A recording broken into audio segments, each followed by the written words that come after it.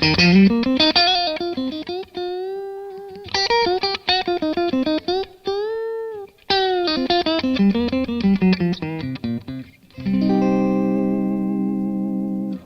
guys, Sean Hammond with PremierGuitar.com coming at you from Winter NAMM 2016 in Anaheim, talking to Alan from Fender, and we got Rick on guitar. You've seen Rick many times before on these videos. We're going to hear a few different things here, but Alan, you wanted to tell us first about some changes to the Elite Series Strats, right? Yes, absolutely. Thank you. The new American Elite Series is really like the top of the line of what we do on the production line. The concept here is that we pack these guitars with all our high performance enhancements to make them better sounding, better playing guitars, okay? Rick's got the 3 single coil Strat, that's the American Elite Series Stratocaster, in this brand new finish called Skyburst Metallic. And our new Elite Series guitars have 10 to 12 improvements. I'll run through a bunch of them for you. First of all, there's a new neck shape that we're offering on these guitars that starts in the cowboy chord area with a modern C, and it morphs into a D shape down here at the neck heel. That's really cool because we don't offer a lot of different neck shapes on the modern stuff. So now here's the new neck shape. It still has the compound radius, and if you flip the guitar over, Rick, you'll see that there's a radical new neck heel. We took a lot of material off, and if you flip it back over and show when your hand is towards the top registers here, it's really easy to access the high frets because that heel gives you a lot more room. It's very comfortable and nice.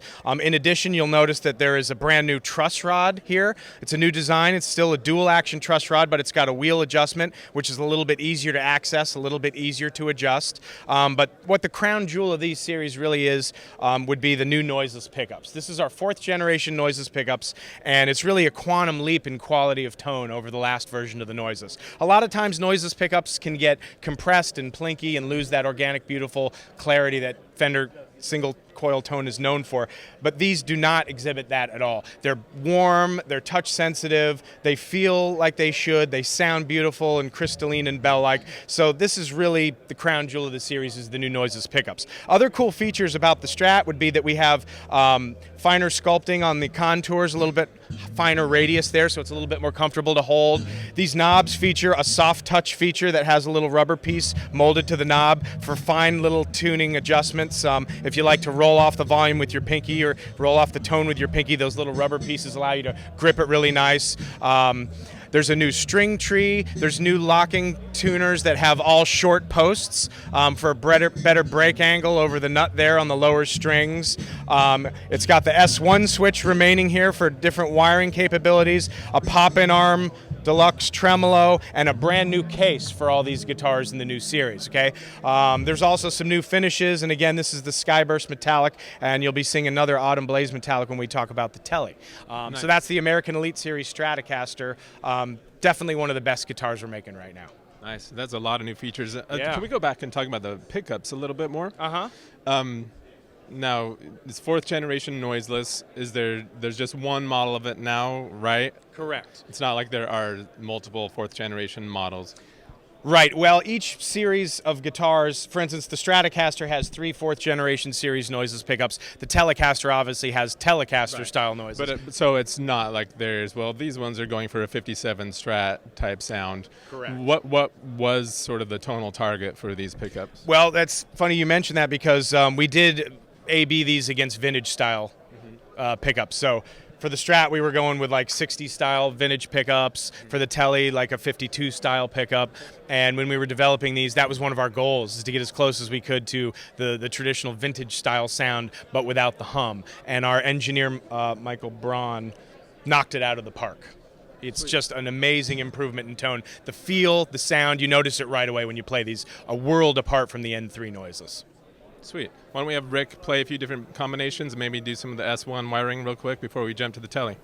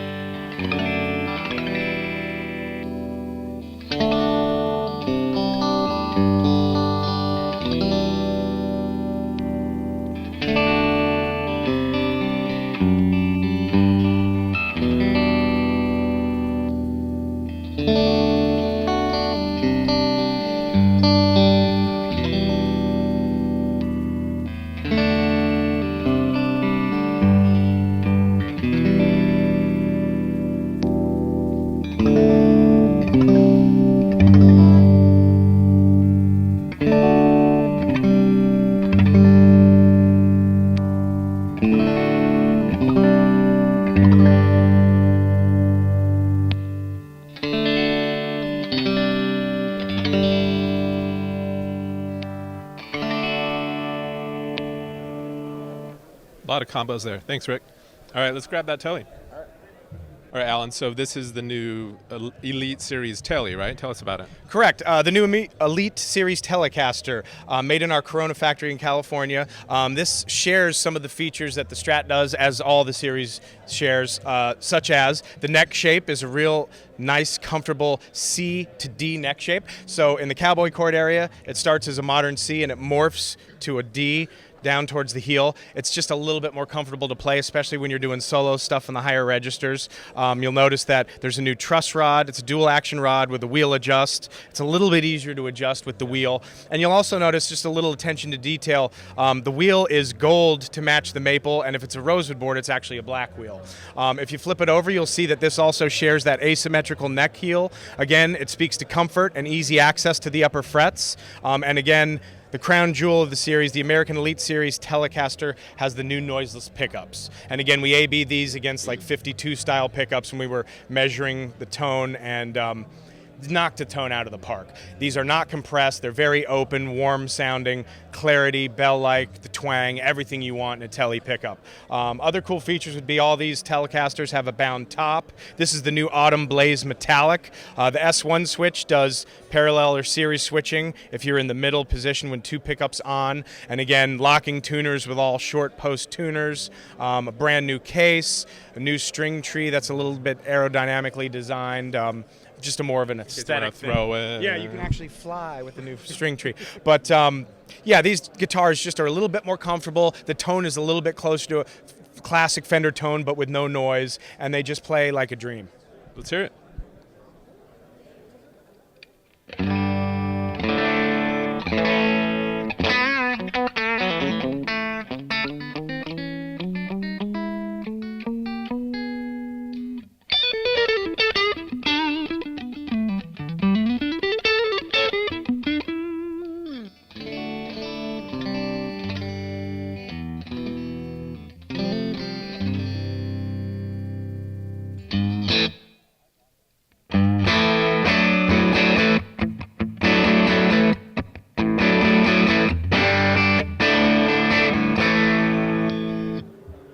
All right, Alan, so you guys, Alan and Rick, you guys have this huge Neil Youngish amp here, so I take it that's to draw attention to the new Bassbreaker amps, right? Correct. Rick is going to take you through all the new features of the Bassbreaker series. Sweet. All right, well, thanks, Alan. Thank you. Take off. Rick, so the Bassbreakers, there's 4 models, 3 of them EL84 driven, and 1 EL34 driven, right? Correct, yeah. The idea with the Bassbreakers is, one of our most iconic amps of all time is the Bassman. The funny thing about those amps is guitarists took them over and made them their own, and so they've become one of the best amps of all time. So we started with that idea of what would happen if we took the DNA of the original Bassman, but added some different flavors to it, because everyone knows 606s, 6V6s, they know the Fender sounds of the past. So we fused that with some modern features. So not all the amps are directly descended from the Bassman, but they have a bit of that Fender DNA mixed with a British flavor to them. So you've got the 007, okay, which is 7 watts as a header, a combo. You've got the 15, which is obviously 15 watts. You've got the 1830, and you've got the 45. Now, when we came in, when we were looking at the Strat and the Tele, you were playing through which one? That was the 1830. So the 715 and 1830 all have the EL84s that we were talking about. A lot of people, that watch your videos and are gearheads know, there's a specific chime and a feel to those that is distinctly different than the standard Fender tubes. So when I play through the 1830, it's got this really nice chime and warmth. But I only play through one of the 2 channels. That actually has a second channel. So imagine channel 1 is 30 watts based on a deluxe reverb, but with EL84s. Channel 2 is a Brown Deluxe, and it cuts down the power to 18 watts. So now you can get that great power tube distortion at a lower volume. So it's just right for playing on stage. Should we hear that right now? We can do that, absolutely.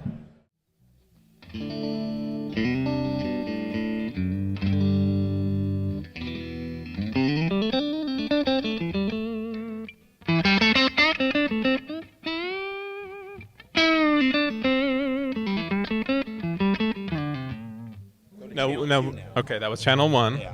So this is the angry old deluxe brown. with no negative feedback. And that's 18 watts brought down so that you get the power tube distortion. Exactly.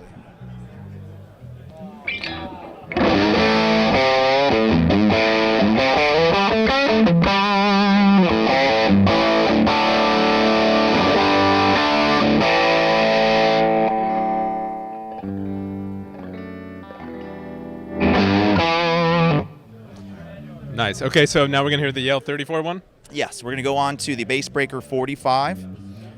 As we said, it's got the power scaling, so you can go all the way down to 1 watt and let the power tubes shine. So I'm gonna play with the distortion kind of halfway up and then roll back to get cleans. What is the wattage set at right now? Do you know? I have it down probably at about 4 or 5 watts. Loud enough that I'll be heard here, but quiet enough that I'm not gonna, make everyone angry here. Yeah. Here we go.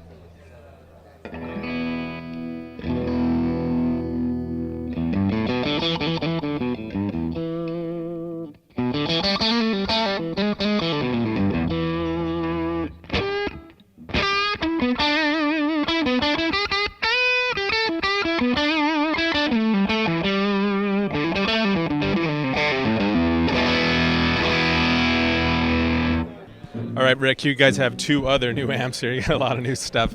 Tell us about those. Yeah, we got a lot of amps, we got a lot of tube amps, we got a lot of tone on stage today. So so we have 2 signature amps for this NAMM. Actually, we have the Edge Deluxe, which is based on one of the most coveted amps of all time, the 57 Deluxe. You don't want to mess with perfection too much, so we just went to the Edge. We know that he plays them along with some other amps in his rig, and he's been playing them for probably over a decade. And we were like, what would you do? What are your dream things to this amplifier? What would you change? And he's like, well, everyone's going to joke that he's put a delay in it, but I know, I'm sure they will. But you strip all that stuff away and you've got some really good tone. And with this amplifier, what he did is we added a Celestian Blue speaker. As everyone knows, that's got a distinctive chime and feel to it, and in a Deluxe it sounds amazing. The other thing is that we actually tightened up the low end. One thing about old Deluxes is that they can get a little loose. If you're Neil Young, that's great. Yeah. If you're the Edge, you might want a little bit tighter to articulate delays or whatever you were saying, right? And then the taper on the volume so you can actually get to the clean sounds before it starts to distort, because sometimes on the old ones it goes from 0 to fire breathing. Right. This one is a little more gradual. So all those things, it's like we're just keeping it simple, hand-wired, made in Corona, a solid pine cabinet. Like I said. What's the price on that one? That's going to be a 24 street price. So, okay. So I mean, you're getting all hand wired in the USA, and great transformers, and a Celestian Blue is not cheap. Right. So we wanted him to be happy, and we came out with an amplifier that sounds great no matter what style you play. Nice. And then you have a new George Benson twin. Yeah. So we did really well with the Benson Hot Rod Deluxes. People really like those, the look and the sound of them. And we'd heard that George was playing bigger events and need a little bit more headroom, and he's used twins in the past. So it's like, what would that be if he had a twin? So obviously it's got the same sort of cosmetic treatment that we did in the other one, which is a really cool look. Yeah. But the best part about it is, as anyone knows that plays a twin, they're very heavy. So what we did is we actually replaced the speakers. They have neodymium Jensens in them, and we've lightened the cabinet, so it's about 13 pounds lighter. Wow. So for someone that I totally threw my back out back in college lifting. Everyone learns that lesson, and so you either get like a hand tracker, you get a roadie, right? This will help quite a bit.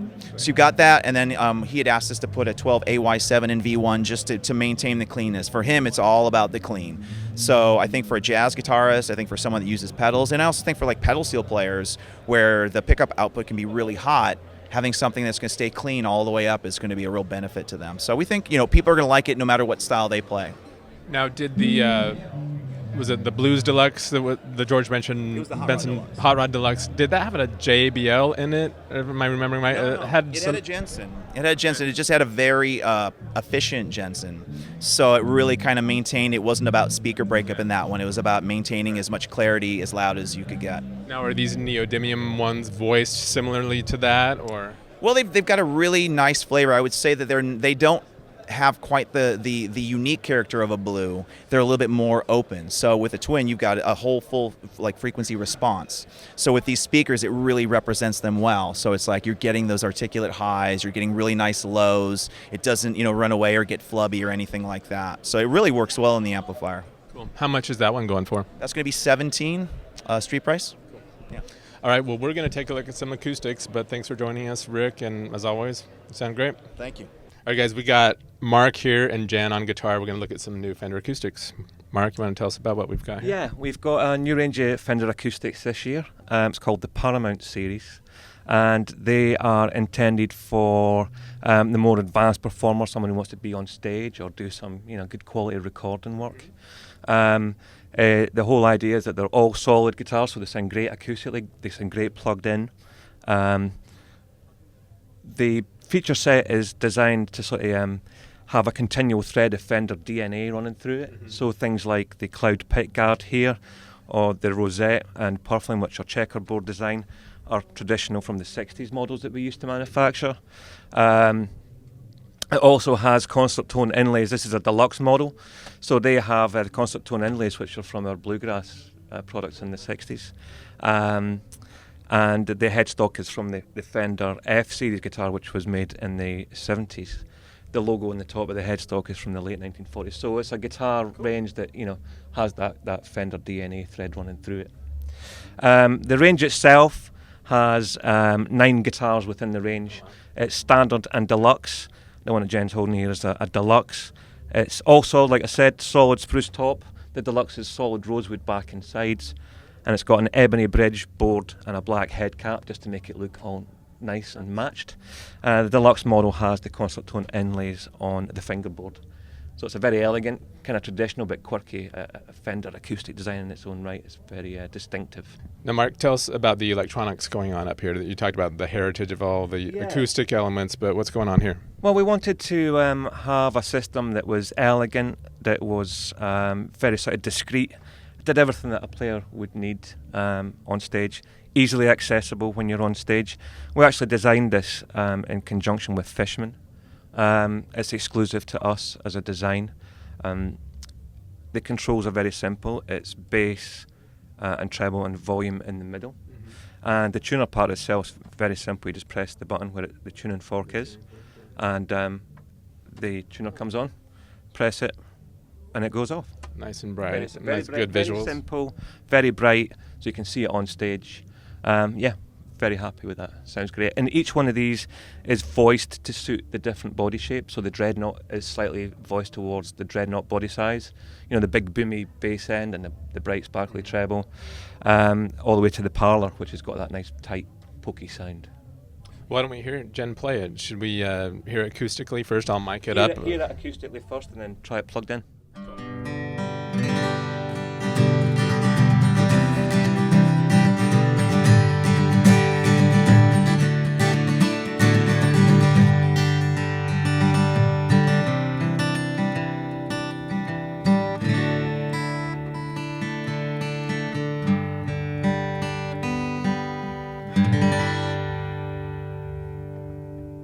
Cool. Okay, so now we're going to hear Jen playing the new Fender Paramount through the Acoustic Pro.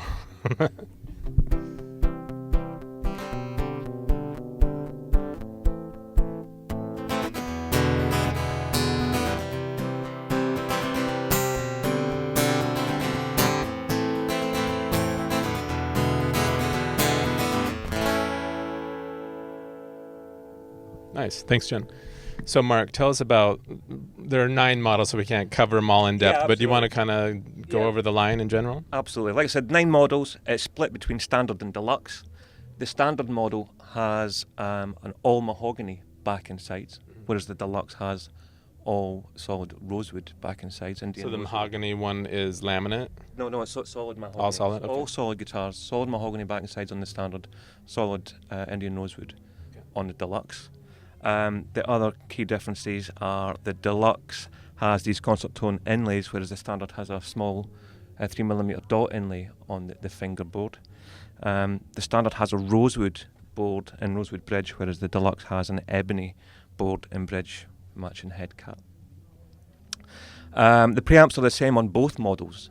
There's no differentiation between the deluxe and standard preamps, it's just the same preamps, but like I said, voiced to suit each body shape.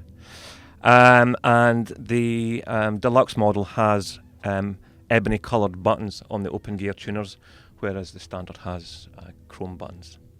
Cool. So what's the range of prices on this whole? The guitars themselves are very simply priced. I should add that the deluxe model comes in sunburst and natural, whereas the standard's just natural. The pricing for the standard is $799, and the deluxe is $999. Okay. And that includes the hard case. I expected the prices to be a little higher because they look really nice. So $799 to $999. Thank you. That's very kind of you to say that. And do they include a case or? They include a case and a humidifier. And You need to get that? No, it's fine. Come in the case with a little humidifier in it and a booklet that tells the customer how to look after the guitar. You know, Nice. It's important when you've got an all-solid guitar that you take care of the instrument very carefully and get the best out of it. Cool. Why don't you tell everyone where they can go online to find out more about the Paramount Acoustics, plus all the amps and the electric guitars and amps we talked about with Rick and Alan? And Yeah, it's very simple. If you go onto Fender.com, you'll find all the information you need. cool. Thanks, Mark. Thanks, Jen. I'm Sean Hammond for PremierGuitar.com. Thanks for watching.